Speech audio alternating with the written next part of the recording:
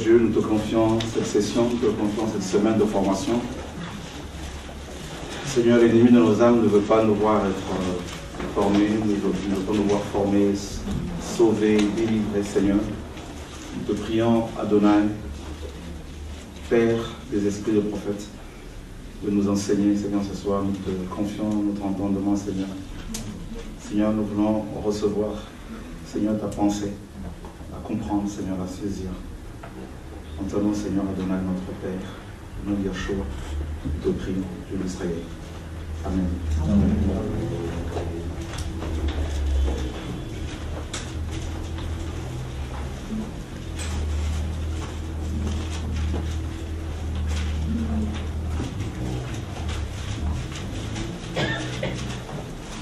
On va parler de l'homme. C'est un fondement important que nous allons développer là, tout au long de cette semaine. L'homme, ce qu'on voit aussi dans la parole, il y a la place de l'homme également, n'est-ce pas? Donc on parle du Créateur, on parle aussi de sa création. Et avant de lire 1 Thessaloniciens chapitre 5, verset 23, est-ce que quelqu'un peut-il nous lire Genèse chapitre 1, verset 26, et quelqu'un d'autre, Genèse 2, 7, et une troisième personne, Psaume chapitre 8.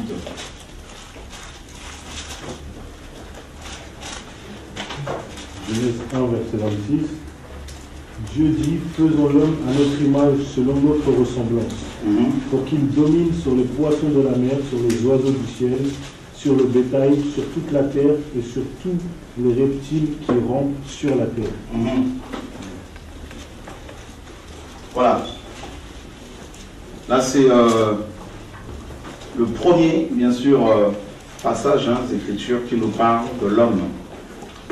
Voilà.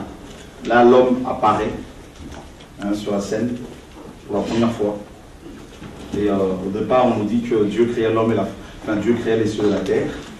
Et ensuite, on va parler de la création, on va parler des eaux, on va parler de plantes, tout ça. Et ensuite, vers la fin, le Seigneur dira, créons l'homme à notre image, selon notre ressemblance.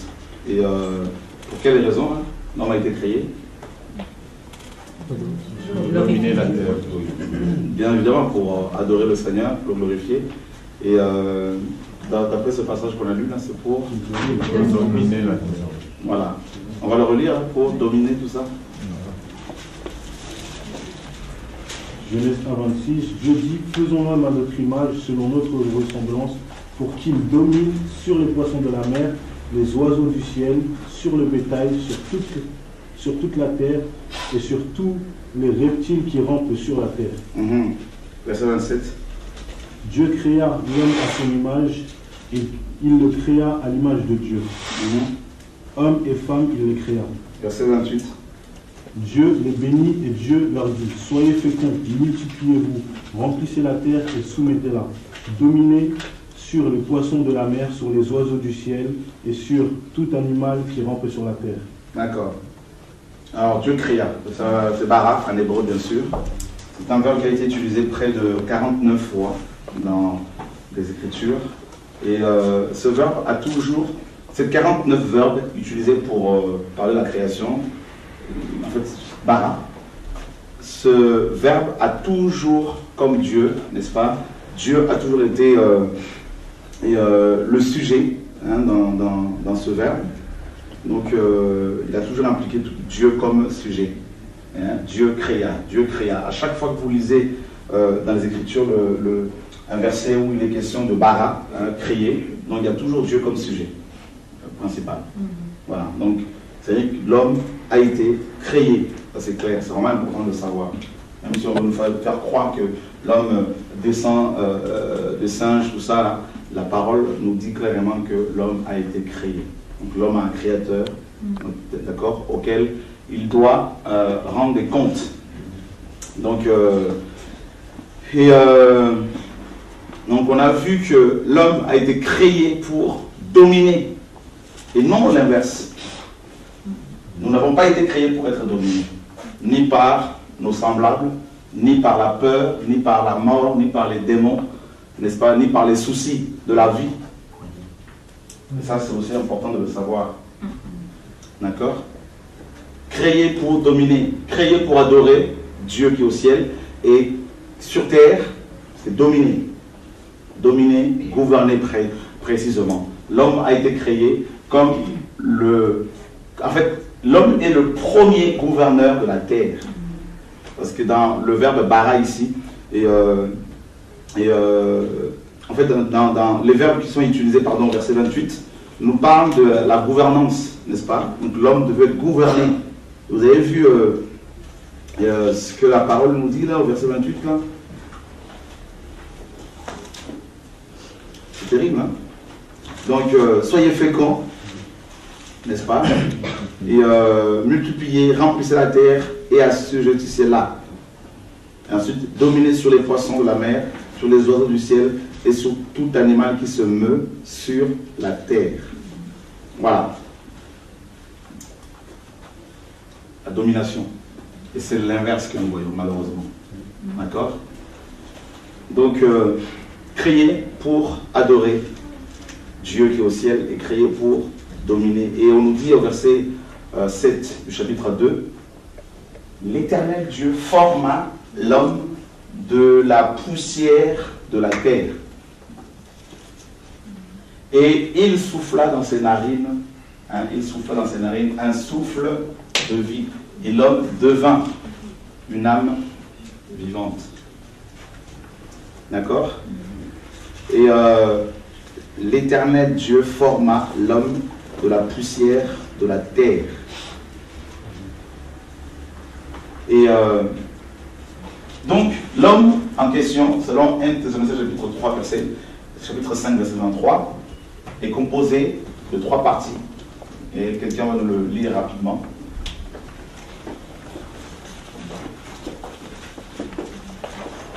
Thessaloniciens 5, verset 23. Que le Dieu de paix vous sanctifie lui-même tout entier, que tout votre être, l'esprit, l'âme et le corps soient conservés sans reproche à l'avènement de notre Seigneur Jésus-Christ. Ok.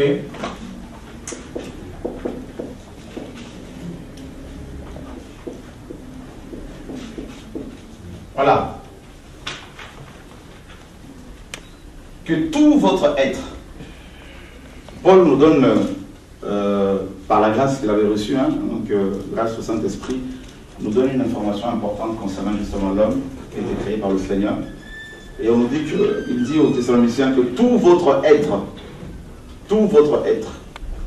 l'esprit, l'âme et le corps, soit conservé irréprochable pour le jour du Seigneur.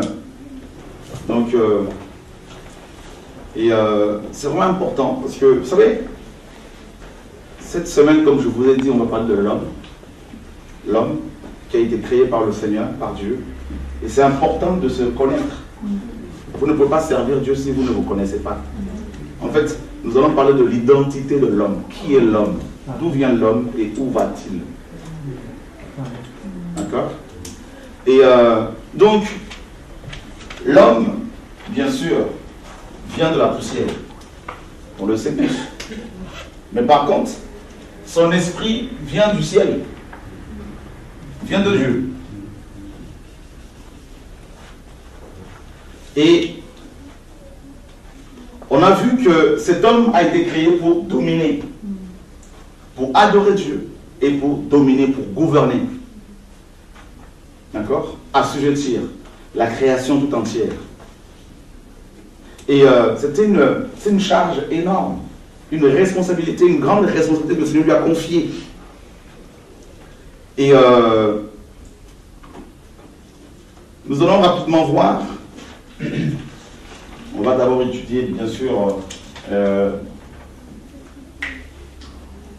l'esprit de l'homme. Quelqu'un va nous lire Zacharie chapitre 12, verset 1er.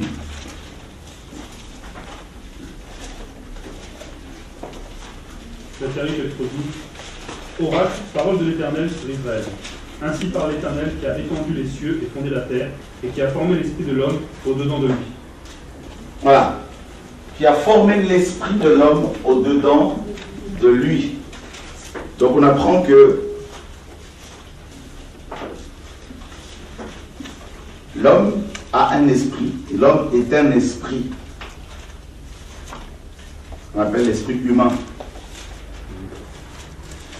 Et on peut astralement sortir de son corps avec son esprit humain. Et cela est appelé méditation transcendantale ou encore la sorcellerie. D'accord? Voilà, on sort de son corps physique et on peut aller posséder les gens, épier les gens, combattre les gens mystiquement. C'est ce que font la plupart des satanistes. Et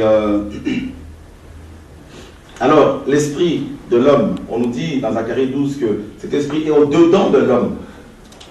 Donc, ça veut dire que le corps, voici, n'est rien d'autre qu'une enveloppe, une tente. On en a parlé un peu rapidement la dernière fois à Colomb, mais là, on va rentrer un peu plus aussi dans les détails. Donc, le corps est appelé tente, on le verra. Et l'esprit, ici, c'est l'homme intérieur. D'accord?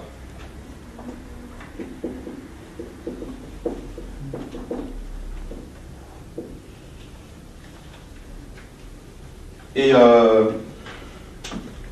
il se ressemble au corps physique. Votre esprit se ressemble à votre corps physique. C'est-à-dire, si vous vous dédoublez, en fait, les satanistes qui se dédoublent, ceux qui le croisent dans la rue, ben voilà, il n'y a pas de différence entre leur esprit et leur corps. Voilà. Et c'est impressionnant. Donc, l'esprit épouse le corps comme une main épouse un gant. D'accord? Comme les pieds épousent les chaussettes. Et donc, Job 32, verset 8 nous dit, et on peut nous le lire.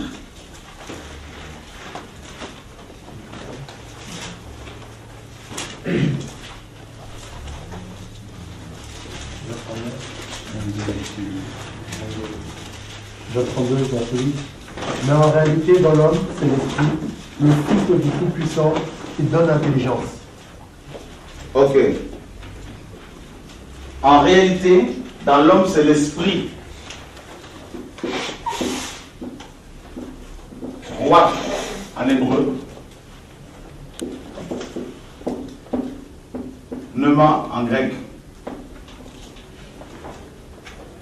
Qui donne en français, donc esprit ou encore souffle. D'accord? Esprit ou souffle.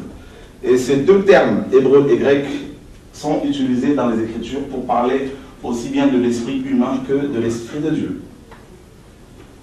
D'accord? Le souffle. C'est ça l'esprit. Donc c'est une partie immatérielle. Hein? C'est la partie immatérielle de l'homme, la partie spirituelle de l'homme. D'accord? Le souffle. Et voyez, l'Éternel forma l'homme de la poussière de la terre et il souffla. D'accord? L'esprit. Il souffla dans ses narines un souffle de vie. L'esprit de Dieu. Donc quand le Seigneur a formé l'homme, il était à la fois un corps physique, c'est-à-dire l'argile, hein, bien travaillé, bien préparé, bien fait. Et l'âme, donc le sang, la volonté, et l'esprit humain. Mais tout était mort. D'accord? Tout était mort. En fait, l'homme, juste une parenthèse, l'homme a connu d'abord la mort avant de vivre. Et ça, c'est magnifique. Dès sa création, il a vécu la mort. Et l'homme devint une âme vivante. Donc, avant qu'il ne devienne une âme vivante, il était une âme morte. D'accord? C'est ça le principe du royaume de Dieu. Donc, il y a d'abord la mort, ensuite il y a la vie. Il n'y a que Dieu qui est là, qui a toujours été vie. D'accord? Mais l'homme, non. Et nous verrons cela tout au long de cette semaine, ce processus de la mort qui doit nous conduire à la vie. Et si ce grain de blé qui tombe en terre ne meurt, il ne peut produire la vie. Voilà. Donc, pour porter des fruits. Et c'est ça l'homme. C'est pour cela que Dieu nous tue quand il nous appelle. n'est-ce pas? Et on ne veut pas mourir, mais c'est indispensable à la vie. Cette mort, elle est indispensable. Et on n'a pas le choix. Et que de passer par là. Donc, le souffle, l'esprit, Ruach, Pneuma, l'homme intérieur, voilà. Et pourquoi l'homme est un esprit? Ben, tout simplement parce que Dieu, son créateur, est esprit. Voilà, donc avec l'esprit humain, l'esprit de l'homme, ben, nous pouvons facilement parler avec le créateur. Et on va prendre un passage dans 1 Corinthiens chapitre 2. Et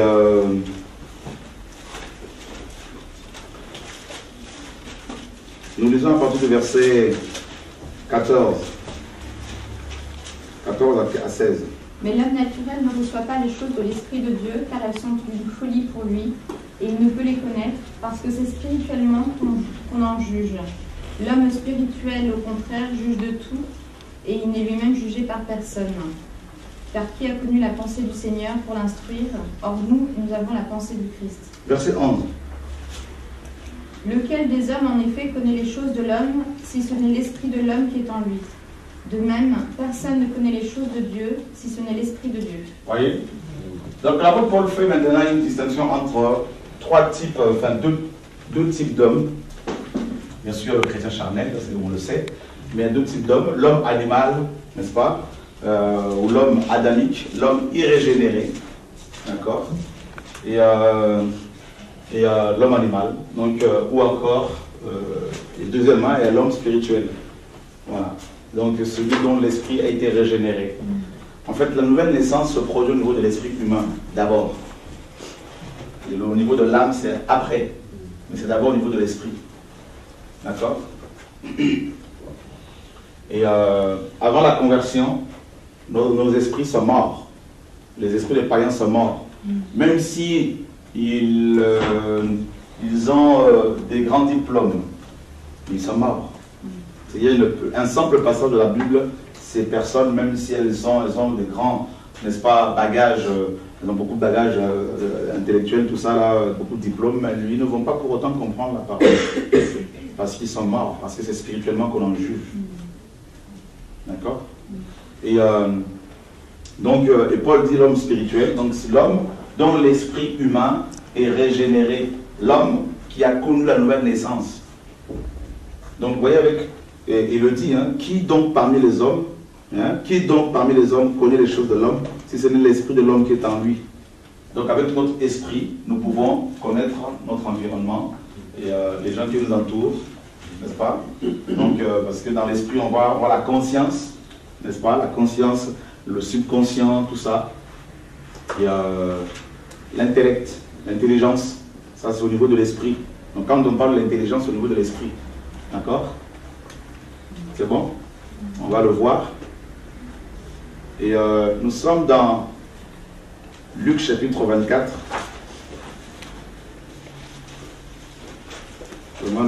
Et heureusement que le Saint-Esprit est avec nous. Si on me lâche là, moi, là, je vous parle, je suis mort. C'est lui qui me guide encore là ce soir. Luc chapitre 24,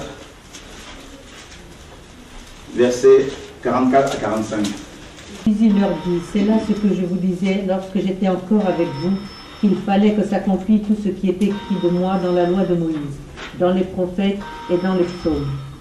Alors il leur ouvrit l'esprit afin qu'ils comprissent les Écritures, et il leur dit, ainsi il est écrit que le Christ souffrirait et qu'il ressusciterait des morts le 3e jour, et que la repentance et le pardon... Ah, j'ai été loin, non? Ah, c'est bon, c'est pas grave. Okay. C'est bon, merci.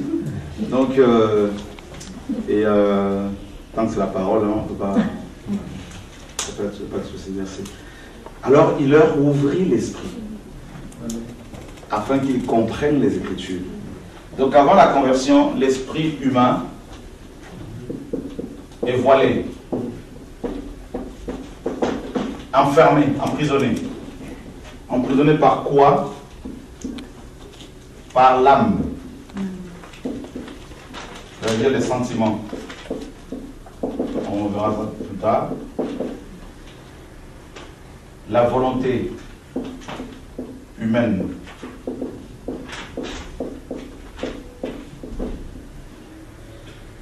Par qui? Par les démons. D'accord? Et aussi par la chair, par le corps physique, qui est sa maison, sa tente, son habitation. D'accord? Vous voyez? Les choses qui emprisonnent notre esprit humain. Et aussi, bien sûr, par la loi pour les religieux. Hein? La loi mosaïque, tout ça, la religion, tout ça. Donc, les apôtres, bien que suivant Jésus, avant l'avènement de l'Esprit, ils étaient encore voilés. D'accord? Et c'est à la résurrection du Seigneur qu'ils vont avoir l'esprit ouvert. Alors, il leur ouvrit, hein, il a ouvert leur esprit afin qu'ils comprennent les Écritures. Donc, les Écritures que vous avez entre vos mains ne peuvent pas être comprises sans l'ouverture de l'intelligence humaine par le Saint-Esprit. Et on ne peut pas avoir cette ouverture-là dans une école théologique, bien évidemment. Moi qui vous parle, comme vous le savez, je n'ai aucun diplôme, même pas un brevet de 3e. Et c'est vraiment la grâce, c'est le Saint-Esprit qui chaque jour ouvre mon intellect. Daniel.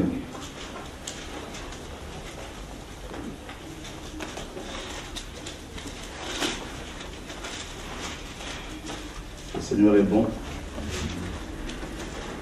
Chapitre 9.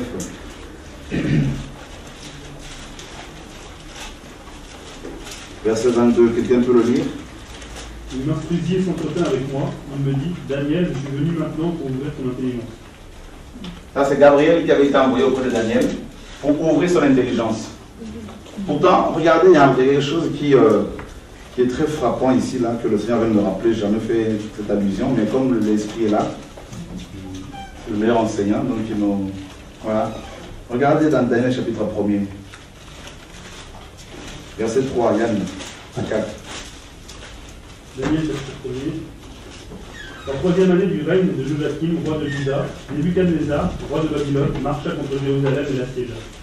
Le Seigneur livra entre ses mains Joachim, roi de Juda, et une partie des ustensiles de la maison de Dieu. Verset 3 et 4. Le roi donna l'ordre à Ashpenaz, chef de ses eunuques, d'amener quelques-uns des enfants d'Israël de race royale ou de famille noble, de jeunes garçons sans défaut corporel, beaux de figure, doués de sagesse, d'intelligence et d'instruction, capables de servir dans le palais du roi, et à qui l'on enseignerait les lettres et la langue des Chaldéens. Des jeunes garçons, d'abord, on nous dit doués de sagesse, d'intelligence et d'instruction. Mais Daniel ne comprenait pas pour autant les Écritures. Il fallait que Gabriel intervienne. Ça, c'est terrible. Voilà, j'ai toujours lu ce passage, et c'est que ce soir que Dieu vient me parler de cela. Il est bon, notre Père. Ça, c'est magnifique. Gabriel, vous savez, Daniel, dans Daniel 9, il est dit que Daniel était tombé sur les écrits de Jérémie le prophète. D'accord? Donc, il les lisait, mais il ne comprenait rien. Et c'est au verset 22 que Dieu, maintenant, va envoyer Gabriel pour ouvrir. C'est bon? On peut acclamer le Saint-Esprit.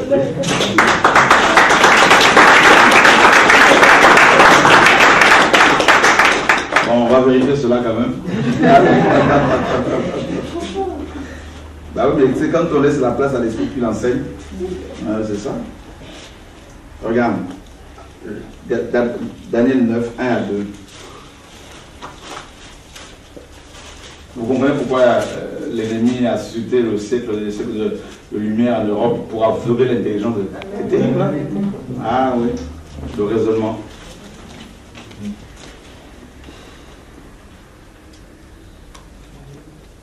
Quelqu'un peut le lire?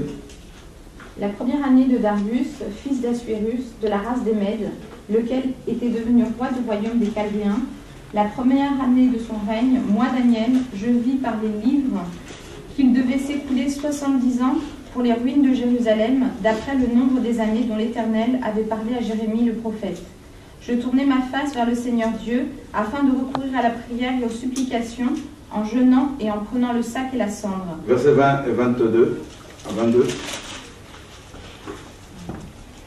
Je parlais encore, je priais, je confessais mon péché et le péché de mon peuple d'Israël, et je présentais mes supplications à l'Éternel mon Dieu en faveur de la sainte montagne de mon Dieu. Je parlais encore dans ma prière quand l'homme, Gabriel, que j'avais vu précédemment dans une vision, s'approcha de moi d'un vol rapide au moment de l'offrande du soir. Il m'instruisit et s'entretint avec moi. Il me dit, Daniel, je suis venu maintenant pour ouvrir ton intelligence. 23. Lorsque tu as commencé à prier, la parole est sortie et je viens pour te l'annoncer car tu es un bien-aimé. Sois attentif à la parole et comprends la vision. Voilà. Amen. Voyez. Et ça, c'est terrible. On se dit, mais Daniel, pour votre information, avait étudié la Torah. Il avait étudié la Torah parce qu'il était fils du roi et il était dans une école rabbinique en Israël avant sa captivité. Mais il n'avait pas compris la prophétie de Jérémie le prophète. C'est un message codé. Vous voyez? Quand il tombe sur les écrits de Jérémie et qu'il s'est rendu compte en fait que 70 ans devaient s'écouler, mais il n'avait pas compris que derrière ces 70 ans, il y avait aussi la 70e semaine, la partie cachée. Donc il va recourir à la prière pour confesser son péché. Et c'est alors que le Seigneur va dépêcher Gabriel, l'ange de la révélation, pour apporter l'éclairage à son serviteur Daniel. Voyez? Et Gabriel arrive et Gabriel dit, je suis venu pour ouvrir ton intelligence. Et l'intelligence que toi tu as là, ça c'est pour les choses de ce monde. Amen. Mais je veux t'ouvrir l'intelligence, ton esprit humain, Amen, qui se connecte Amen au Saint-Esprit. Bah oui. Vous n'avez pas vu que le pape médite la Bible le matin, midi, soir, mais ce n'est pas pour autant qu'il comprend la révélation qui est contenue dans ce livre. L'intelligence est complètement voilée. C'est incroyable. On se dit, mais attends, mais comment des pasteurs ne peuvent-ils pas saisir des vérités aussi simples? Alors que de nouveaux convertis arrivent facilement à les comprendre, tels que sur la dîme. Vous voyez? Alors beaucoup ne comprennent pas. Il y en a qui se disent, mais ils sont, oui, certains sont faux, mais beaucoup sont tout simplement ignorants. Bien qu'étant formés dans les écoles théologiques pendant 10 ans, 15 ans, 20 ans, mais ils sont tout simplement ignorants parce qu'ils n'ont pas, n'est-ce pas, l'esprit ouvert. Regarde ce que Paul nous dit, merci Saint-Esprit, dans 2 Corinthiens chapitre 3.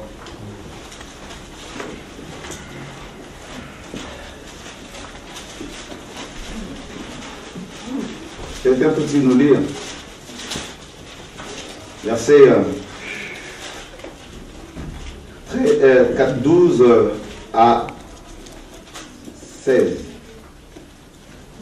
Ayant donc cette espérance, nous jouons d'une grande liberté, et nous ne faisons pas comme Moïse qui mettait un voile sur son visage pour que les fils d'Israël ne fixent pas les regards sur la fin de ce qui était passager.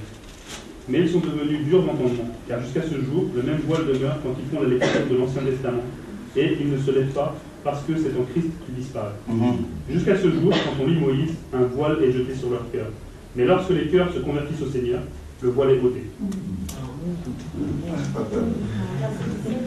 Voilà, bon, le voile est là. Or, le Seigneur, c'est l'Esprit. Et là, donc, le Seigneur, c'est pas la chair. C'est pas Moïse. Moïse, c'était la chair. Amen. Ouais. Et là où est l'Esprit du Seigneur, là où est la liberté. L'esprit humain, l'homme intérieur. Et c'est ce que Dieu vient sauver. D'abord. D'accord? Et quand Géasi a suivi Naaman pour exiger un salaire, Élisée lui posera la question, où étais-tu? Géasi dira, non, j'étais à côté, pas trop éloigné. Il lui dira, tu sais, mon esprit n'était pas loin de toi. Ça veut dire que pendant que Géasi courait après Naaman, l'esprit d'Élisée avait été transporté et il suivait Géasi. Il y a le transport en esprit, Jean le voit, on parle, Ézéchiel, tout ça, transporté jusqu'à Jérusalem, alors qu'il était à Babylone. Ah oui. Mais quand les gens font des songes, vous dormez, les gens font des songes, Oh, je l'ai vu ensemble, tout ça, tu priais avec moi, tout. Ben, qu'est-ce que vous croyez? Dieu a pris ton esprit parce que tu le sers, et l'a amené auprès de la personne qui le sert aussi, pour pouvoir combattre ensemble la nuit contre les démons. C'est lui qui, n'est-ce pas, et au contraire, gère nos esprits. Et les sorciers, c'est Satan et les démons qui s'en occupent. C'est comme ça que ça se passe. Amen. Amen. 2 Corinthiens chapitre 4.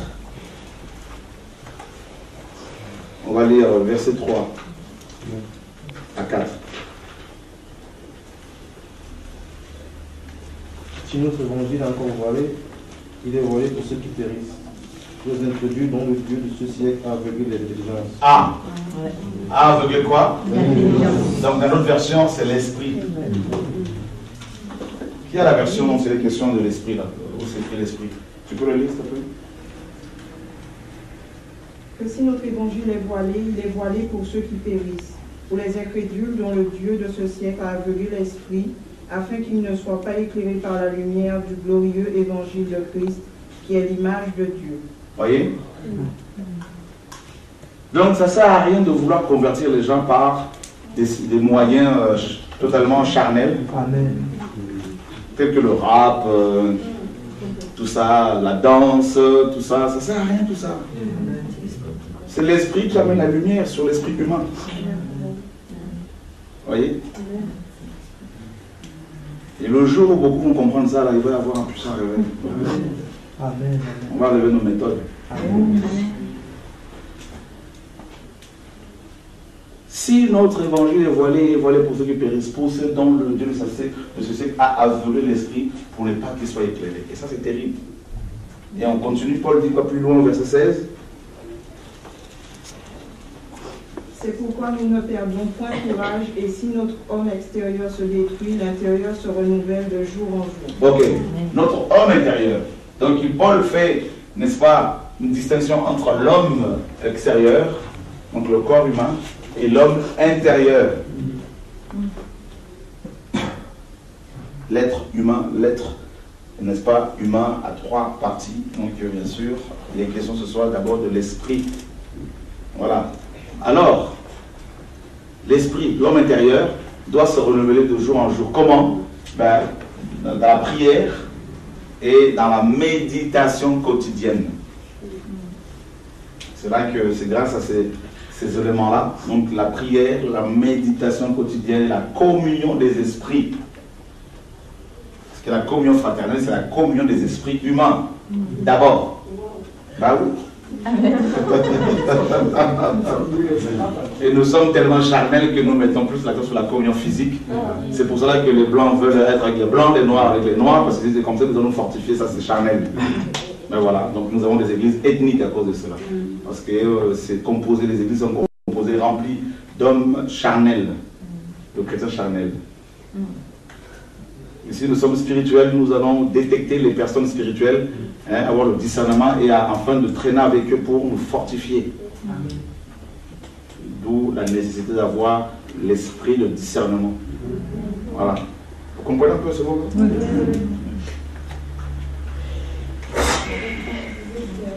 Plus fort. Quand vous dites que la communion fraternelle, c'est la communion des esprits, je viens de comprendre que c'est pour ça que l'œcuménisme, en fait, c'est démoniaque. Bien sûr. Puisque, en fait, bien sûr. Parce que Paul dit, la communion des esprits, Paul dit aux Corinthiens, 1 Corinthiens 5, il dit, étant absent physiquement, mais spirituellement présent. Vous et mon esprit, étant assemblés. Vous voyez, la communion des esprits. Vous comprenez un peu l'évangile là? On va avoir des bonnes bases cette semaine. Que Dieu nous aide. On va le dire quand même pour ne pas dire que ce n'est pas biblique. 1 Corinthiens chapitre 5.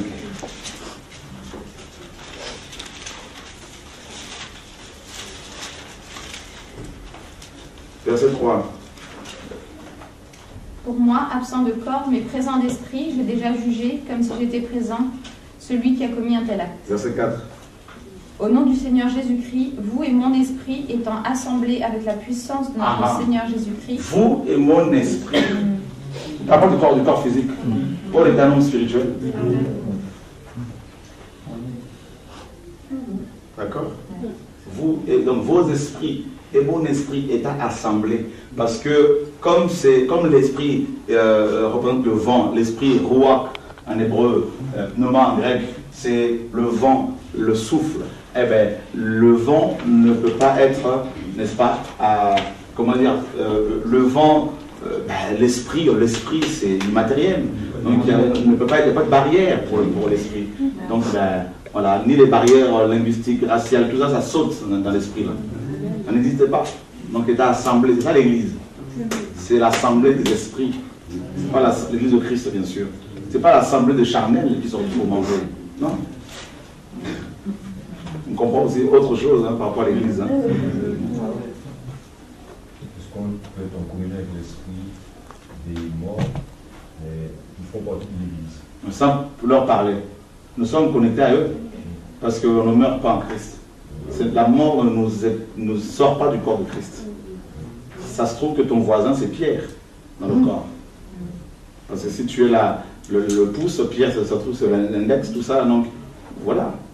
Et on ne le voit pas forcément, c'est un mystère. Nous sommes assemblés. Voilà. Il y a un enseignement que Dieu me donne depuis quelques jours là, sur les premiers-nés inscrits dans les cieux. Ça va être une bombe.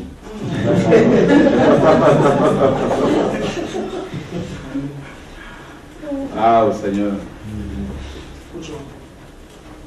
La communion des esprits. Passe par la communion individuelle, comment?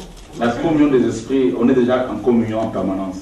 Oui, parce que, en fait, et maintenant, je prends un exemple. Pour te montrer que la communion des esprits, nous sommes déjà en communion. Et Dieu te dit, lève-toi et tu mets la pensée de prier pour un frère que tu connais. Tu te lèves, tu mets à prier. Et puis tu l'appelles et te dis, justement, c'est à cette heure-là que je me sentais mal. Amen. Dans la communion, tu as senti son mal. Amen. Bien sûr. C'est parce que nous sommes trop raisonneurs, trop charnels. Hein? C'est pour ça, des fois, quand tu appelles quelqu'un, la personne pense à toi directement. Bien sûr. Moi, je n'appelle pas pour appeler. Une pensée me vient, j'appelle, la personne te dit, mais je suis en train de penser à toi, je sais. C'est pas une surprise. Voilà. Il faut qu'on soit spirituel, mes amis. Il faut vraiment. Voilà.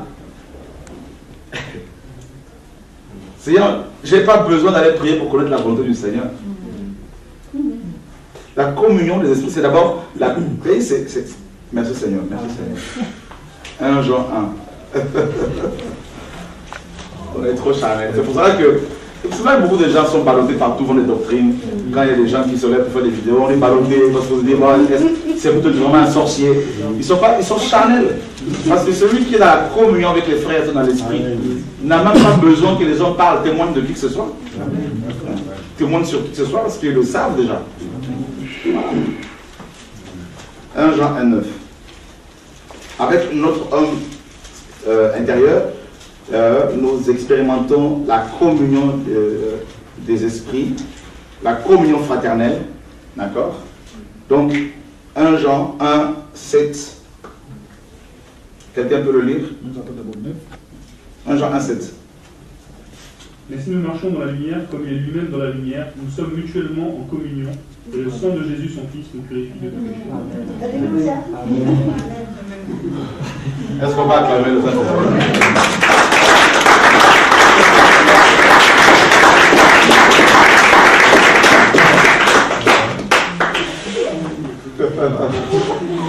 Est-ce que la communion s'interrompt? Non. Il n'y a que le péché qui peut l'interrompre. Mais sinon, nous sommes connectés. Regardez un peu là comment le monde nous enseigne. Guylaine prend son ordinateur portable, se connecte sur, n'est-ce pas, un site internet, sur le net. Le net, on va dire, c'est l'esprit. Les ordinateurs, c'est nous autres. D'accord? Quand nous faisons nos enseignements sur TV de vie, on a, hop, 500 connexions. Eh bien, ces 500 connectés, on va dire sur le corps de Christ. Ils ne se connaissent pas forcément, mais ils sont connectés. Amen.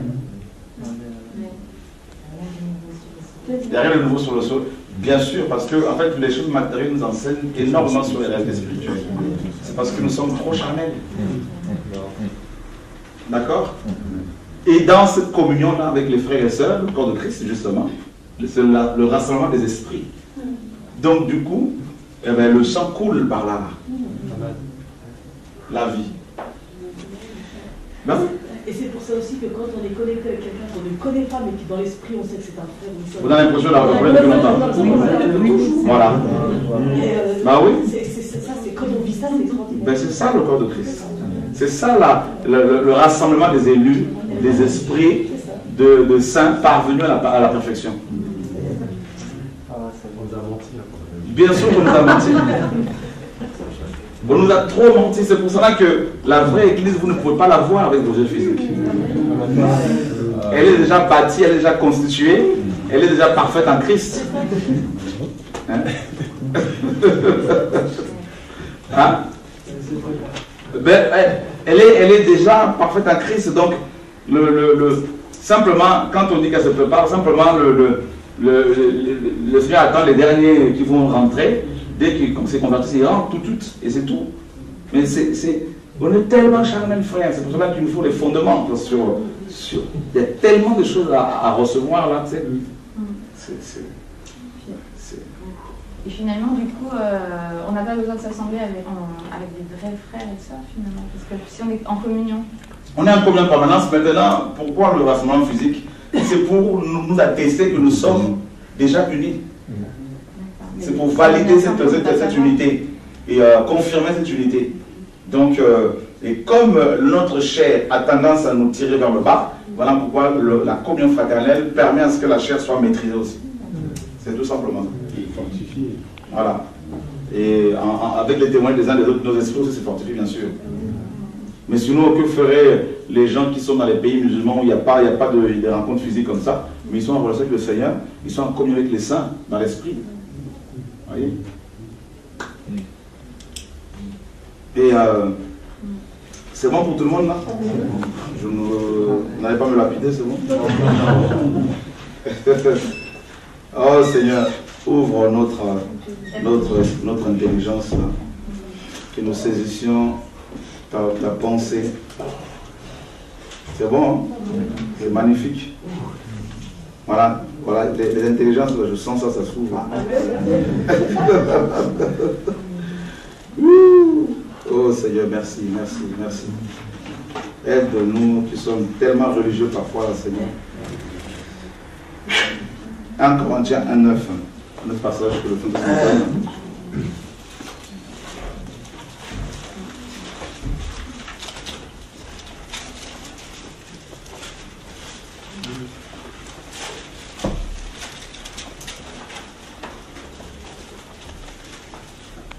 Dieu est fidèle, lui qui vous a appelé à la communion de son Fils, Jésus-Christ notre Seigneur. Ah, Dieu qui est fidèle et qui nous a appelés à la communion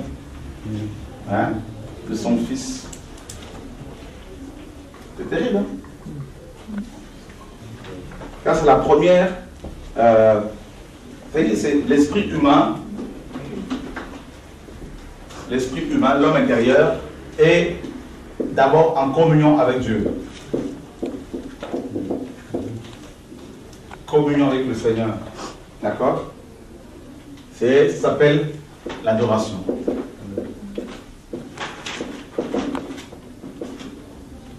D'accord? Et deuxièmement, il y a une relation horizontale. Donc, la communion avec les frères. On a vu dans Jean là-bas, 1 Jean 1,7. Voyez? Donc, c'est le corps, la réalité du corps, tout ça.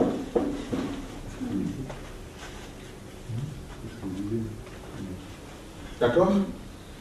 C'est tout. Donc, du coup, l'homme spirituel, l'homme régénéré, le chrétien dont l'esprit humain est totalement régénéré, et en permanence en communion avec le Seigneur. Donc, ce chrétien-là, ça peut vous choquer, n'a pas forcément besoin de se dire, bon, je vais m'enfermer 3 jours en retraite pour connaître la volonté du Seigneur.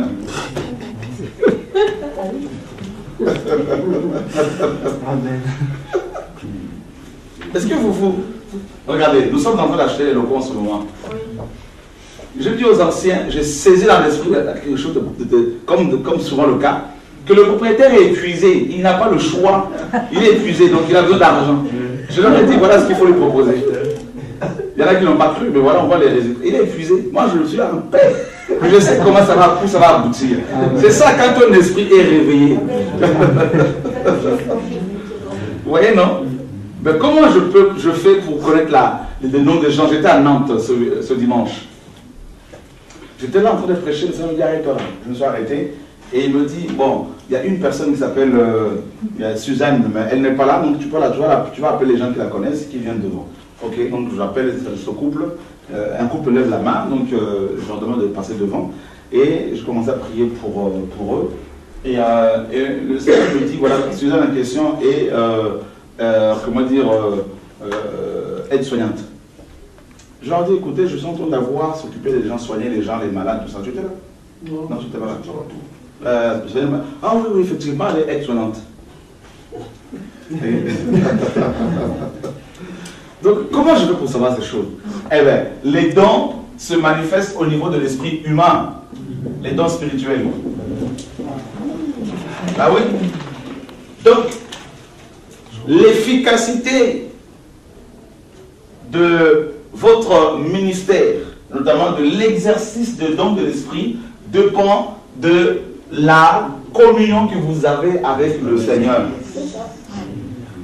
C'est ça le secret.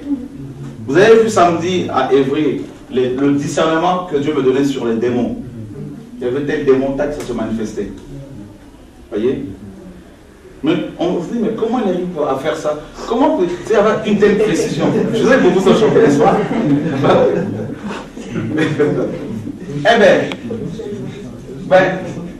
c'est toujours, tout dépend de la communion avec le Seigneur. Et ça, c'est la communion des esprits. Vous comprenez? Ça veut dire que je veux plus privilégier la relation avec le Seigneur que la relation avec les hommes. Très important. Ben, beaucoup de chrétiens vont privilégier plus la communion avec les frères, charnellement parlant, que la relation avec le Seigneur, la prière, chez eux à la maison, la méditation, tout ça. Là. Vous voyez? Parce qu'ils sont encore, c'est au niveau de l'âme, ils sont encore blessés. On en parlera demain si Dieu permet, au niveau de l'âme. Demain, on va traiter l'âme. Vous allez voir qu'à cause des blessures de l'âme, beaucoup de chrétiens ne sont pas efficaces spirituellement.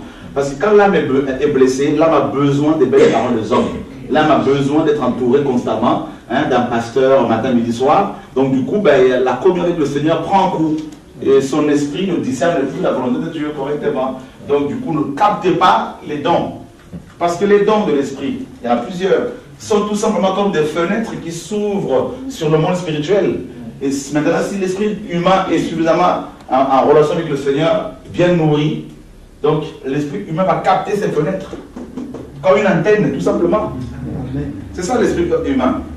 C'est une antenne. Une antenne qui a des yeux, des oreilles, une bouche. Voilà. En fait, ton esprit humain a aussi un cœur. Ce qu'on appelle les yeux de l'esprit aussi. Ben oui. Comment? C'est Dieu d'éternel. Ouais. Paul dit qu'il a Éphésiens 1,18. Je prie que Dieu illumine les yeux de votre cœur. Littéralement, les yeux de votre esprit. Ouais. Il a des cheveux, un cœur, des boyaux, tout. Comme le corps physique. Des oreilles. Ésaïe dit dans Ésaïe 50. L'Éternel m'a donné une langue exercée. C'est la langue spirituelle. Hein? Des oreilles pour que j'écoute comme un disciple. Ben, pareil, les oreilles de l'esprit. Ben oui. Maintenant, si ton âme est blessée, ton esprit est contrôlé par l'âme. Étouffé par l'âme. Et du coup, tu as beau prier des heures et des heures, mais tu ne captes pas bien comme il faut. Hein, la volonté de Dieu. Donc, quand je prends le passage de Genèse, chapitre 1, que nous avons lu, en fait, l'être qui doit dominer, c'est l'être spirituel. C'est l'être spirituel d'abord qui domine l'âme et le corps physique.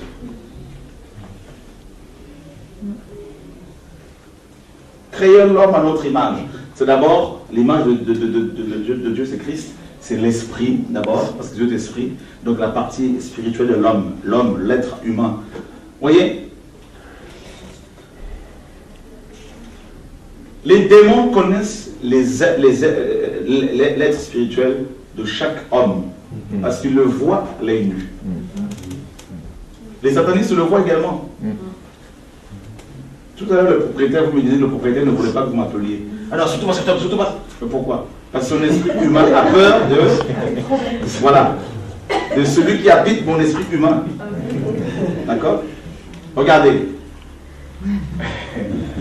La Bible dit, dans 1 Timothée 4:1, l'Esprit dit expressément que dans les derniers jours, quelques-uns abandonneront la foi pour s'attacher à quoi? À des esprits. Mais ce ne sont pas des démons là. Ce sont des faux prophètes.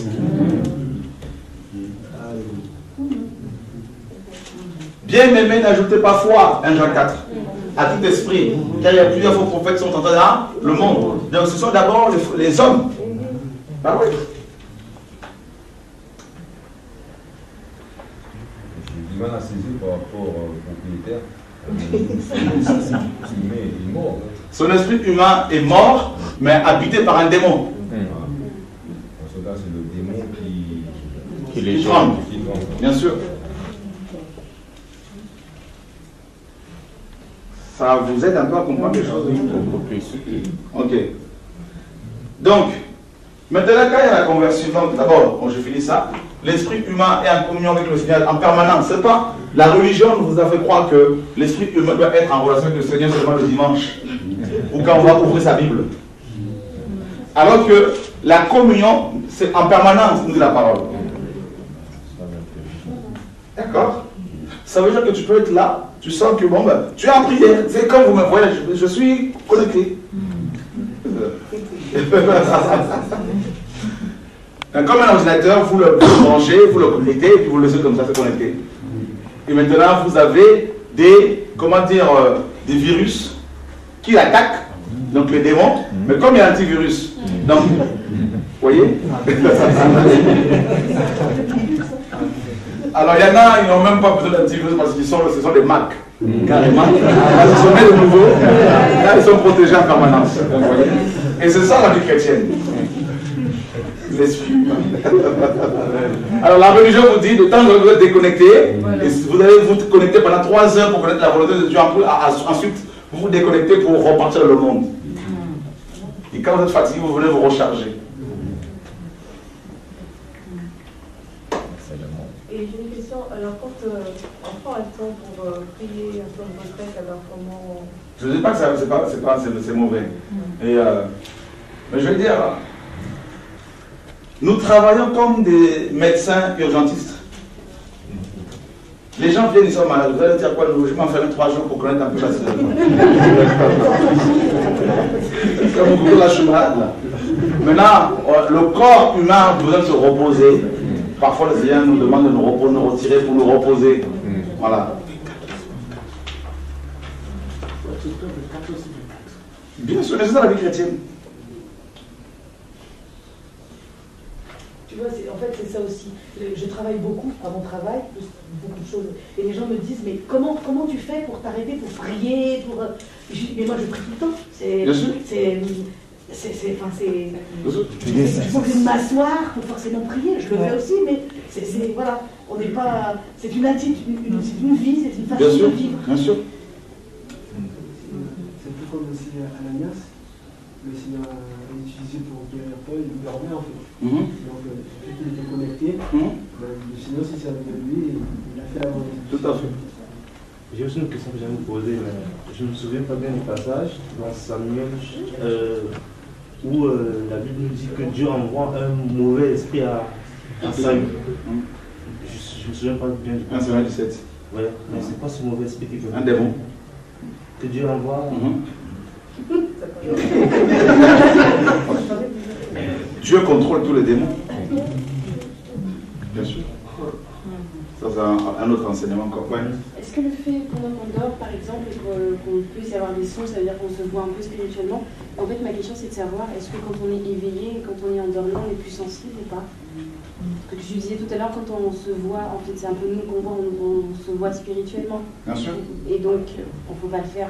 Là, à ce moment-là, je ne me vois pas, du moins. Mais quand je dors ou quand tu dors, on peut se voir. Donc, est-ce que du coup, quand on est endormi, parce qu'on m'a dit que quand on est endormi, notre chair, plus ou moins, est est morte. L'homme est morte, et donc Bien sûr. forcément mon esprit. Bien sûr. est, Bien sûr, mais l'esprit humain est toujours en activité.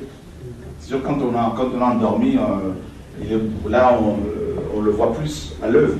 Mais sinon, il est tout le temps à l'activité. Tout le temps.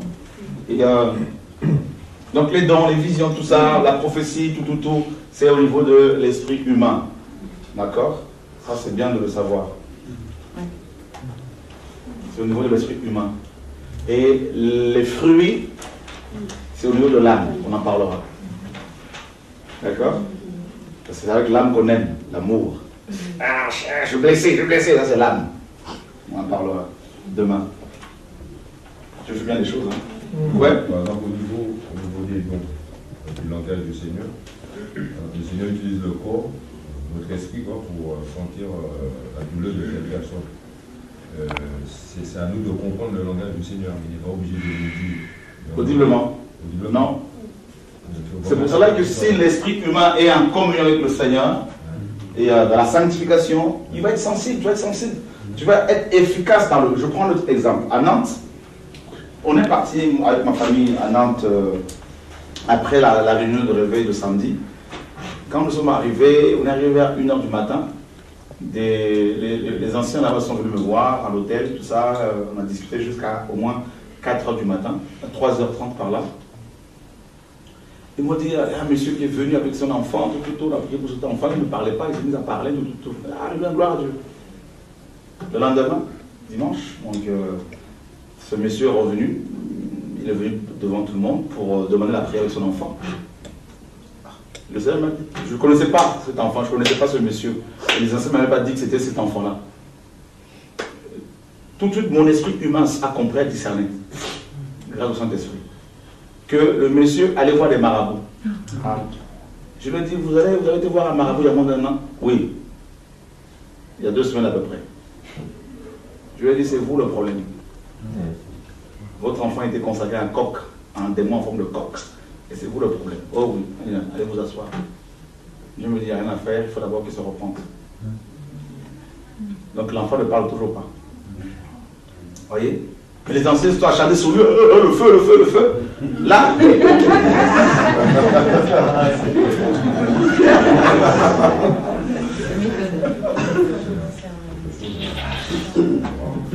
bah oui.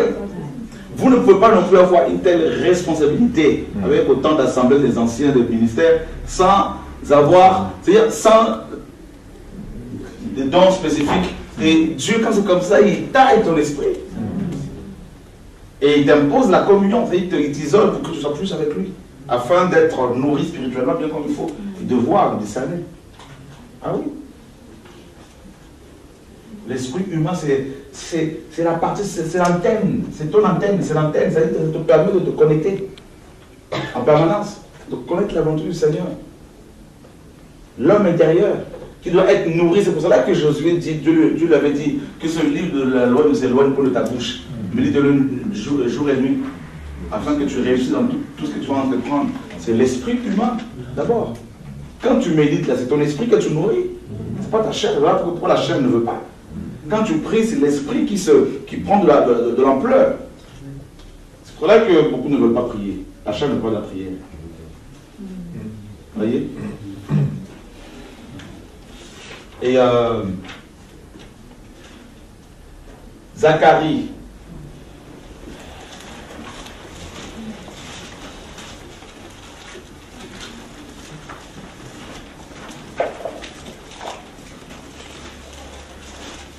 Agé chapitre 1er.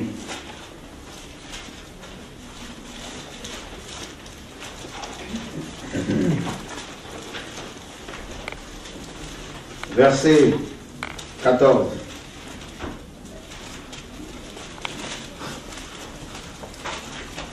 L'Éternel réveilla l'esprit de Zorobabel, fils de Shealtiel, gouverneur de Juda, et l'esprit de Josué, fils de Jotzadak, le souverain sacrificateur, et l'esprit de tout le reste du peuple. Donc le réveil spirituel, c'est le réveil en gros de l'esprit humain. D'accord? L'Éternel réveilla l'esprit de Josué, le souverain sacrificateur, l'esprit de tout le peuple à le réveil national, pour reconstruire, n'est-ce pas, temple de Jérusalem. Il fallait que leurs esprits soient réveillés. D'accord? Voilà. Donc quand on parle de réveil spirituel, c'est le réveil de l'esprit. L'intelligence humaine est réveillée. Sa conscience est réveillée. Voilà. D'accord? Et merci Seigneur. L'esprit humain. La nouvelle naissance s'opère au niveau de l'esprit humain. Ce n'est pas au niveau de la chair physique. D'accord? D'abord. Ensuite, c'est au niveau de l'âme. On verra ça demain. Donc, au niveau de l'esprit, nous sommes dans Jean chapitre 3, verset 6. Jean 3, verset 6. Ce qui est né de la chair est chair, et ce qui est né de l'esprit est esprit. Waouh! C'est une parole puissante, hein, très profonde.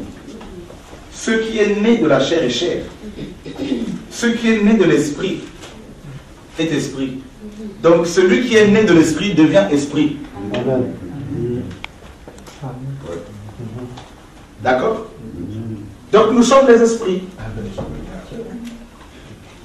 Hein? Mais carrément, nous sommes des esprits. Ben, on a été créés esprit d'abord.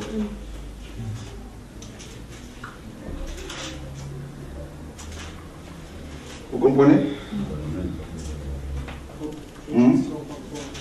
Hein? J'ai une question. Oui. Donc, par rapport à Jean 3,6, on savait dit qu'au niveau de la nouvelle naissance, on peut aussi naître chair alors. La religion, d'abord il y a la naissance physique. Hein, donc on est chair. Hein, et puis la religion, c'est ça, la naissance charnelle. Du moment où on s'engage, on dit qu'on accepte Christ, et il y a des conversions réelles et des conversions bidouillées. Charnelle, oui, bien sûr. Donc, la nouvelle naissance, c'est d'abord une naissance spirituelle. Et ensuite, par la suite, le Seigneur dit, plus loin, il dit que ce qui est né de... Il dit que l'esprit souffle où il veut. Tu en entends le bruit, mais tu ne sais. Voilà.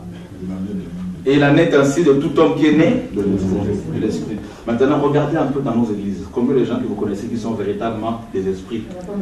12, verset 23.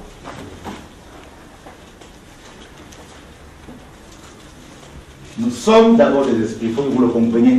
Ça, c'est notre identité. Si nous parlons de l'homme, comprenez ce soir que vous êtes d'abord des esprits, avant d'être des chairs. Hébreux 12, 23. De l'assemblée des premiers-nés inscrits dans les cieux, du juge qui est le Dieu de tous, des esprits des justes parvenus à la perfection. Des esprits? Qui est juste ici? Nous, grâce au sang de Christ. Donc nous sommes des esprits. Voilà.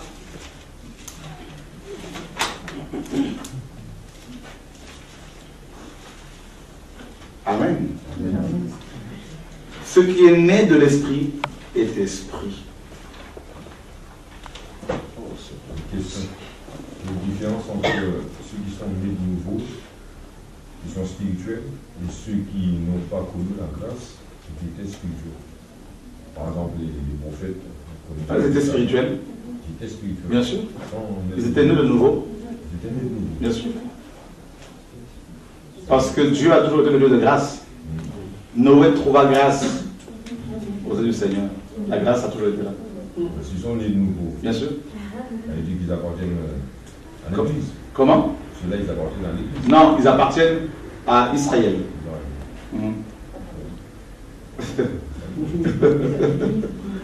Bon, Noé, ça c'est encore un autre cas. Mais sinon, il y a deux corps. Il y a Israël et l'Église. Voilà. Et les deux corps, dans Somme, il est dit que Jérusalem, tu es une ville dont les parties sont assemblées ensemble. En fait, c'est les deux Jérusalem qui vont fusionner. De deux villes, spirituellement parlant. Donc Israël et l'Église. Moi, je pensais que tout ce que tu disais là, en fait, c'était la conséquence de la communion avec le Saint-Esprit. C'est la conséquence de la nouvelle naissance. Et le Saint-Esprit, c'est lui l'agent principal de la nouvelle naissance. C'est l'Esprit de Dieu. Donc, en fait, la nouvelle naissance ne peut pas se produire sans le Saint-Esprit. c'est lui qui nous fait renaître, enfin Bien- qui bien donne sûr. la vie à l'esprit. Bien sûr. D'accord. Et le Saint-Esprit, du coup, il est en nous quand même. Il est à nous et notre esprit est constamment en relation avec lui. D'accord. Doit être Et c'est ce qui fait qu'on a la vie. C'est ce qui fait que nous avons la vie éternelle. Et cette vie éternelle maintenant commence à transformer notre âme au fur et à mesure que nous avançons avec Dieu. Parce que l'âme subit une transformation progressive. On en parlera demain. Voilà. David dit ne m'enlève pas ton esprit. Est-ce que ça veut dire que il parlait de l'esprit à l'intérieur? De l'esprit, du Saint-Esprit. Oui. Ouais. Le Saint-Esprit était aussi à l'intérieur des corps. On nous disait, avant on croyait que c'était seulement sur eux. Non. Pierre nous dit que, dans 1 Pierre chapitre 1, verset 10, il dit que l'Esprit de Christ était en eux.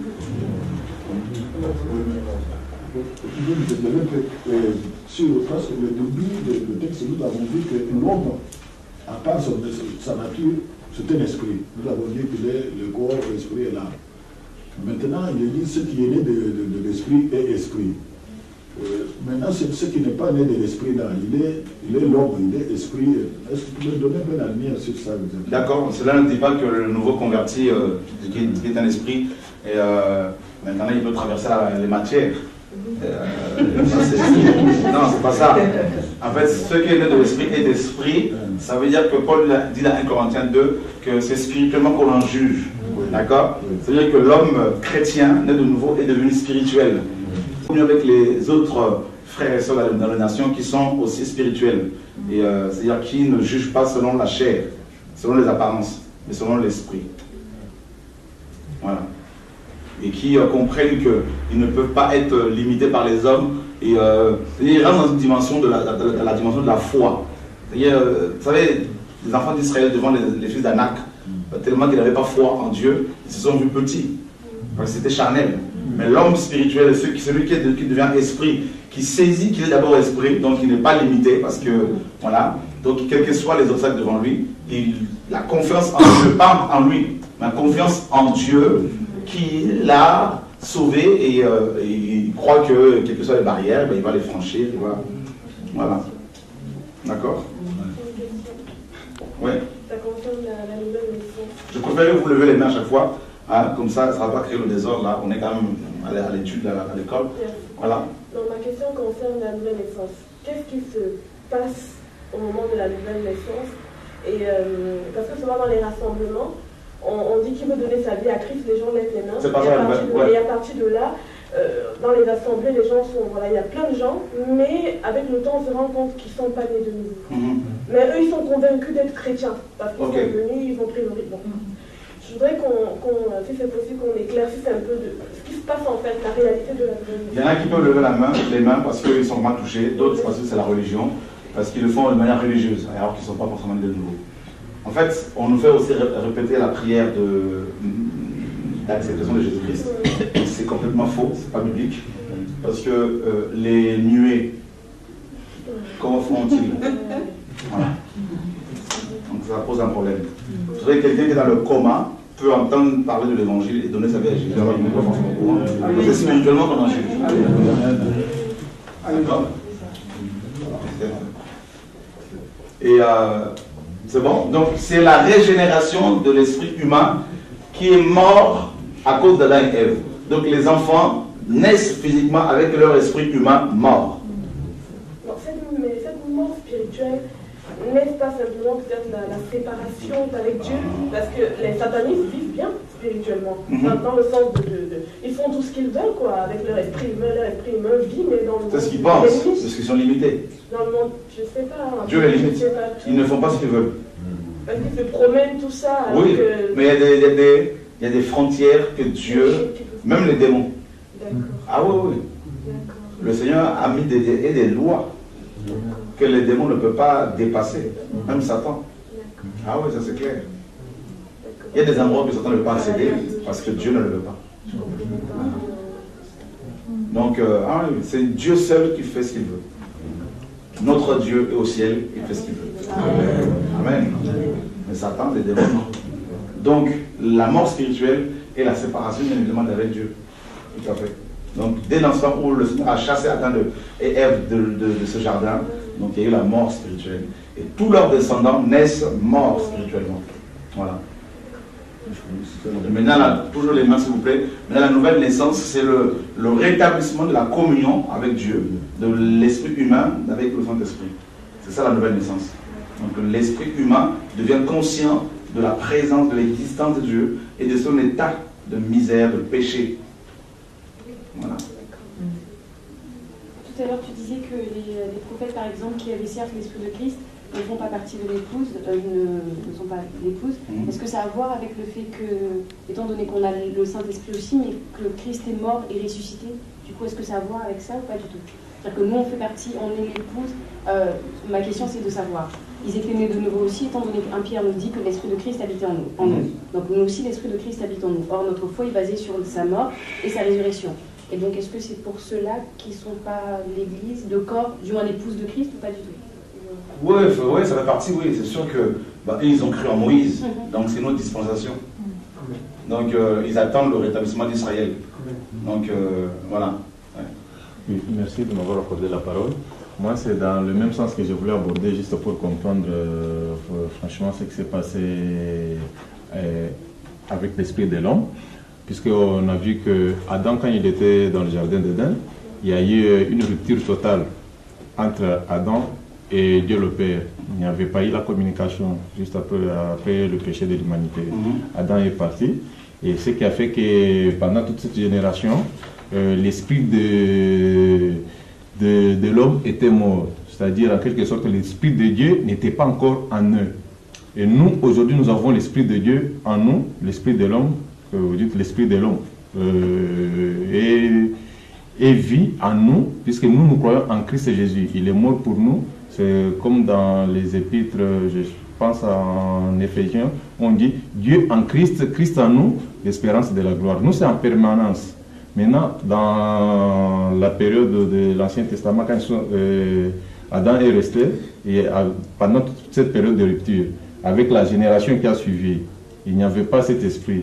Et comment cette communication s'est passée entre Dieu? Mais Noé, il y a des gens qui avaient l'esprit comme Noé. L'esprit était en eux. Et là, on peut conclure que ce n'est pas tout le monde qui avait l'esprit. Non, ce n'est pas tout le monde. C'était tout un peuple comme nous. L'Église est un peuple, une nation remplie de sacrificateurs qui ont tous l'esprit. Donc, à l'époque, avant la grâce, c'était seulement quelques individus qui avaient l'esprit en eux, comme Enoch, comme Noé par la suite, comme Abraham, Isaac, Jacob, et voilà, et puis Josué, Moïse, tout ça. Et les prophètes également, ils ont envoyé les sacrificateurs, les sacrificateurs, surtout le souverain sacrificateur. Voilà. Mais sinon, le reste du peuple, non. C'était juste sur ce qu'il disait, quand il disait qu'on n'avait plus l'esprit. Est-ce qu'il faut comprendre quand même en Genèse 6 que jusqu'à Genèse 6, l'esprit de Dieu était encore dans l'homme, puisqu'il dit que mon esprit ne demeurera pas toujours dans l'homme parce que l'imagination des pensées de leur cœur est en permanence ou tout le temps tournée vers le mal. Donc moi j'avais compris que jusqu'à ce stade-là, il y avait quand même encore l'esprit de Dieu, mais qu'il était attristé, que Dieu décide de le retirer. Oui, en fait, quand on regarde dans l'hébreu, c'est plus contesté. Donc l'esprit ne va plus contester pour convaincre les gens, parce que bon, voilà. Ouais. Bien, en fait, que tu éclaircisses, parce que par rapport au fait d'être né de nouveau, comme on l'a vu tout à l'heure dans Jean 3,6, par rapport au prophète, en fait. Moi, je suis d'accord qu'il avait l'esprit, mais est-ce qu'il était réellement né de nouveau? Bien sûr. Je ne sais pas si le terme est approprié. Bien sûr. Parce que, en fait, ce qu'il faut comprendre, c'est que le Nouveau Testament n'a fait qu'amener l'éclaircissement, nous faire comprendre l'Ancien Testament. Sinon, les sacrificateurs, avant d'accéder, avant d'exercer leur fonction, ils se lavaient. Il y avait la cuve des reins, donc dans le parvis. Regarde. Tu as le parvis. Comment tu as là, tu as le parvis. D'accord? Tu as une porte là, tu as une porte là, et tu as une porte là aussi pour le parvis, 3 portes. Donc ici, l'hôtel des reins. Dans le parvis. D'accord? Tu as la cuve des reins, où on se lavait. Donc quand tu rentres dans la vie chrétienne, tout de suite, tu fais l'expérience de la croix.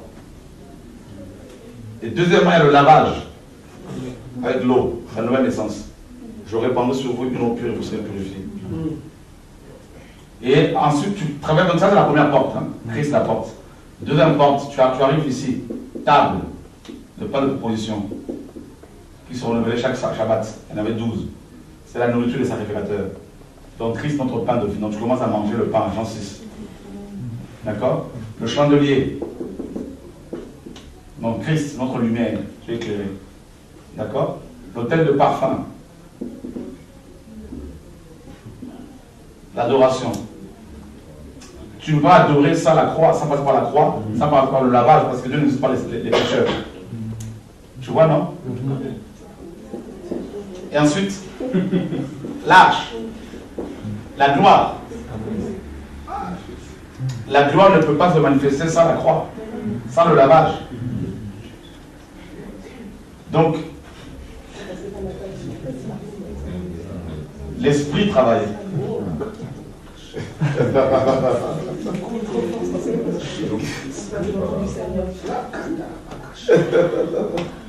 Ils étaient jeunes de nouveau,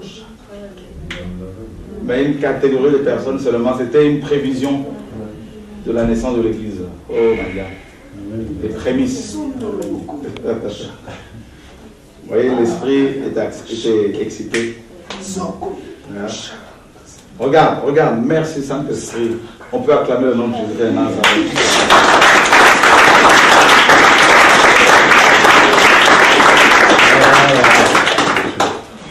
Il me dit de te donner un passage pour t'encourager. Jesus. Oh, je l'aime. Pendant que je joue, quelqu'un peut lire un Corinthiens 10.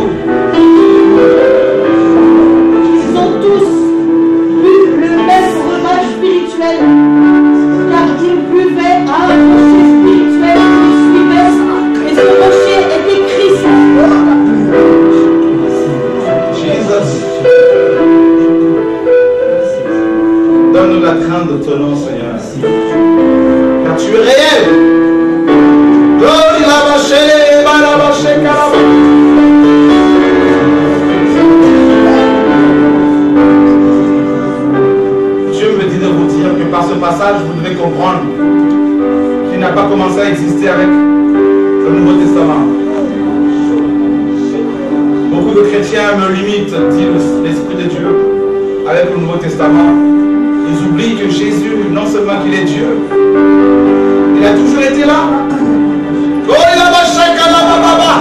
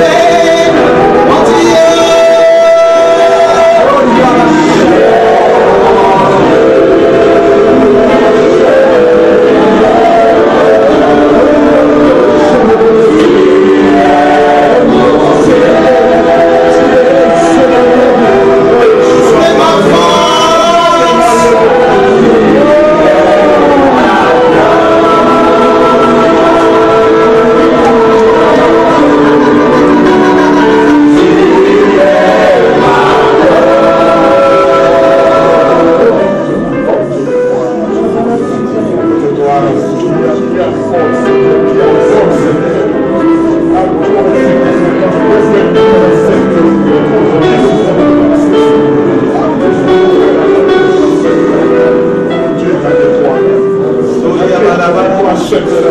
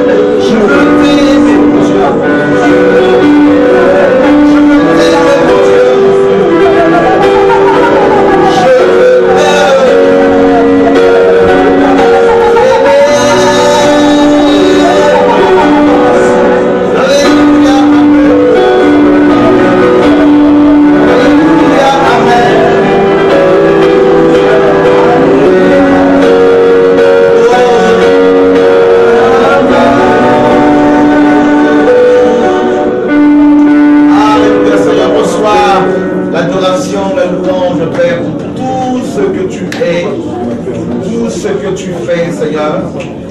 Seigneur, c'est toi qui nous enseignes.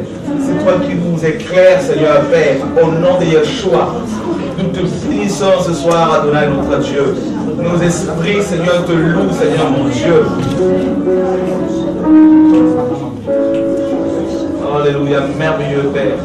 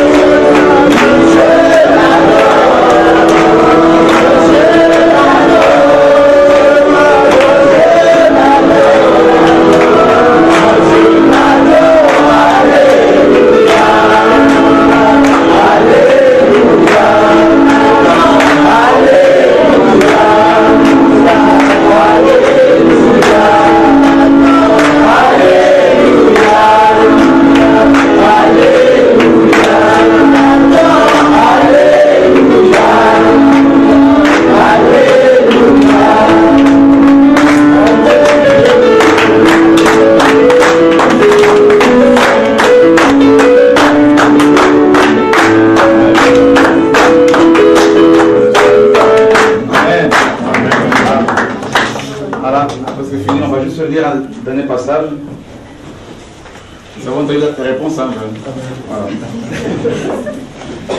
Tout est dans les Écritures. 1 Corinthiens 14.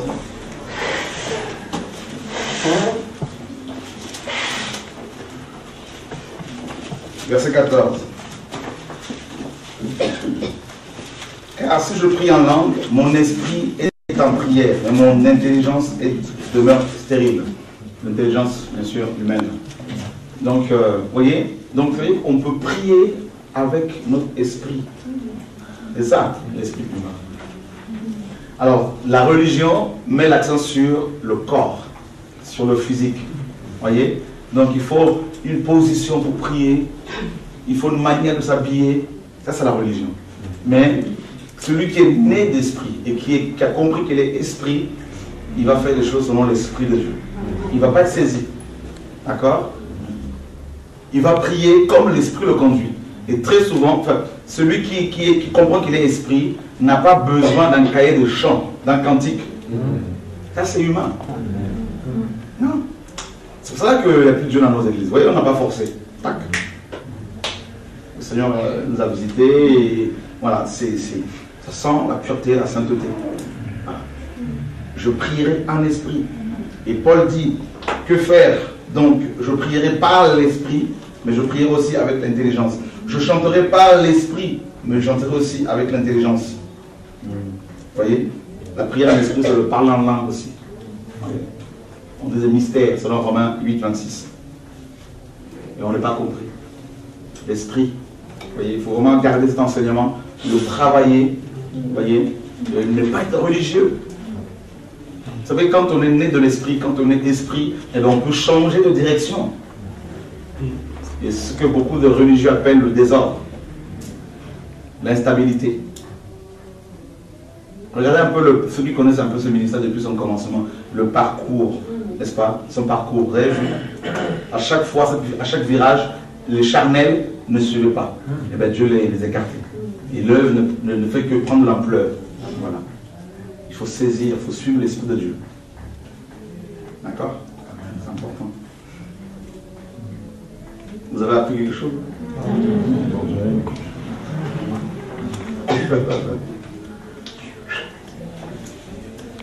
On a besoin d'être formé, on a besoin de fondements. On a besoin de fondements. Ouais, vous avez vu? C'est vraiment important que les dirigeants aussi soient formés. Ah oui. Les pasteurs, les dirigeants, parce que moi je ne veux pas suivre un charnel. Hein. Ah non. Je vais suivre un esprit qui suit l'esprit de Dieu. Hein? Sinon, voilà, ils sont contents. Et c'est ça. C'est pour cela, mon frère David, il faut comprendre David et où. Il est où David? L'autre David. Il y en a deux. Allez, les autres de l'autre côté. Ils comprennent que le réveil, c'est pas ce qu'on a cru, c'est voilà, tout ça. Ces enseignements-là, ça vient de nous. C'est pas de moi. D'accord? Donc demain, on parlera de l'âme. Et ensuite, après-demain, voilà, on verra comment Dieu va conduire. On parlera du corps. À quel point les gens embellissent leur corps physique. Voyez? Alors si l'âme n'est pas guérie, on verra ça demain, on va trop s'attarder sur le corps. Ah ben parce qu'un tel est congolais, je veux forcément être avec lui. Je vais traîner avec les blacks, parce que je suis black, avec les blancs parce que je suis blanc. Ça c'est complètement charnel. Et c'est pour cela qu'on passe à côté du réveil, de l'œuvre de Dieu. Parce qu'on s'attend à ce que le réveil vienne par un black, ça vient par un chinois. Alors, on s'attend à ce que ça vienne par un noir, et ça vient par... Ouais, c'est ça. Il faut être spirituel. D'accord? Ouais. Alors qu'on priait, ouais. Si quelqu'un d'autre a une pensée, il peut la partager. J'ai vu beaucoup d'épées de toutes les tailles qui venaient fait comme des petits fils partout. Amen. Des petits fils partout. Les gens, il y avait des fils partout. Enfin, ce sont les liens d'âme. Voilà. Et tous des centaines d'épées de toutes les tailles qui venaient couper les petits fils partout. Les sentiments humains. Ce que j'ai vu. Voilà, que Dieu soit béni. On a besoin d'être délivré. Quelqu'un d'autre a reçu quelque chose? Ah, c'est bon. Moi j'ai reçu en fait à un moment donné de l'adoration, je percevais la joie du Père. Amen. Je ne sais pas comment le dire, ça m'a encore donné le feu de l'adorer encore, mais c'était une joie immense. Amen. Immense, immense. Donc voilà, je vais partager ça avec vous. Amen. C'est merveilleux. Et parfois, il était terrible, parce que je vois toutes ces relations-là. C'est pour cela que Dieu lui a mis les charmes. Là, je me suis rendu compte que il a monté la balle. Mais carrément. Carrément. Tout est spirituel. Moïse, c'est la chair. Christ, c'est l'esprit. Le premier homme, Adam, est devenu une âme vivante. Le dernier homme, Adam Christ, est devenu un esprit vivifiant. Et c'est ce que beaucoup ne comprennent pas. Beaucoup de chrétiens, beaucoup de pasteurs Et ce sont des choses que Dieu m'a enseignées. C'est pour cela qu'on perce comme ça chaque fois. Bien que malgré les combats, on traite de tout le nom, mais il y a une percée qui se met en place. Pourquoi? Parce que c'est spirituel. Vous voyez? Et on veut te faire devenir religieux. Et Dieu, non, il faut percer, il faut continuer à monter. Ce livre-là, le Seigneur dit quoi? Mes paroles sont esprit et vie. Nous sommes arrêtés au livre charnellement parlant. Amen.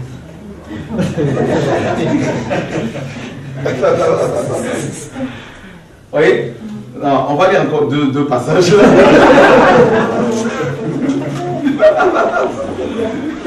Eh ben oui, mais c'est ça l'esprit. Merci Seigneur. Alors, Hébreux chapitre 8. Merci Saint-Esprit. Effectivement, il y a la joie du faire. Hébreux chapitre 8. Yann, tu peux nous le lire s'il te plaît? Hébreux chapitre 8. 7 à 12. En effet, si la première alliance avait été sans défaut, il n'aurait pas été question de la remplacer par une seconde. Car c'est avec l'expression d'un blâme que le Seigneur dit à Israël: voici, les jours viennent, dit le Seigneur, où je ferai avec la maison d'Israël et la maison de Juda une alliance nouvelle. Non comme l'alliance que je traitais avec leur père, le jour où je les ai saisis par la main pour les faire sortir du pays d'Égypte. Car ils n'ont pas persévéré dans mon alliance. Et moi non plus, je ne me suis pas soucié d'eux, dit le Seigneur. Mais voici l'alliance que je ferai avec la maison d'Israël. Après ces jours-là, dit le Seigneur, je mettrai mes lois dans leur esprit, je les écrirai dans leur cœur, et je serai leur Dieu, et ils seront mon peuple. Tu peux t'arrêter là, seconde. La nouvelle alliance est inscrite dans l'esprit de l'homme. Elle est inscrite là, dans ton esprit, dans ton homme intérieur. D'accord? Et ça, c'est terrible, hein? Waouh! Et c'est Dieu qui l'a écrit. C'est pas un pasteur, un docteur. C'est Dieu lui-même. Et la conséquence de cette alliance en nous, c'est quoi? Premièrement, bon, d'après ce passage, verset 11, personne n'enseignera plus son concitoyen. Ni personne son frère en disant connaît le Seigneur. Car tous me connaîtront. Waouh! Voyez? Depuis le plus petit jusqu'au plus grand d'entre eux. Ça, c'est magnifique. C'est la connaissance de Dieu, c'est au niveau de l'esprit. De ton esprit. Tous me connaîtront, spirituellement parlant, parce que la loi est écrite dans leur esprit. D'accord? Et Jean 6 nous dit, mes paroles, fin 63, mes paroles sont esprit et vie. La chair ne sert à rien.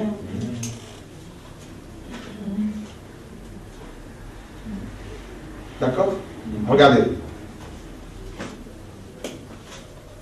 Les prophètes, les pharisiens avaient la parole écrite, nous sommes d'accord? Mais quand la parole révélée est venue, ils l'ont chassée.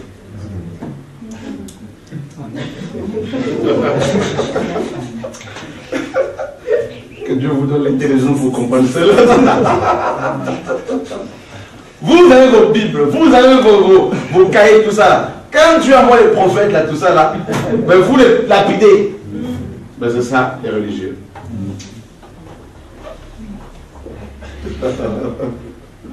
Ils ont changé leur synagogue dans Luc chapitre 4. Ils voulaient même le précipiter du haut de leur, n'est-ce pas, montagne, tout ça, là. Voilà. Parce que c'était trop charnel. Voilà. Ah, je suis chrétien, j'ai une Bible, tout ça, Thompson, j'ai la Bible, tout ça, là, le second 1910, tout ça, et avec mon feutre, tout ça, avec mon stabilo, tout ça, j'ai bien marqué.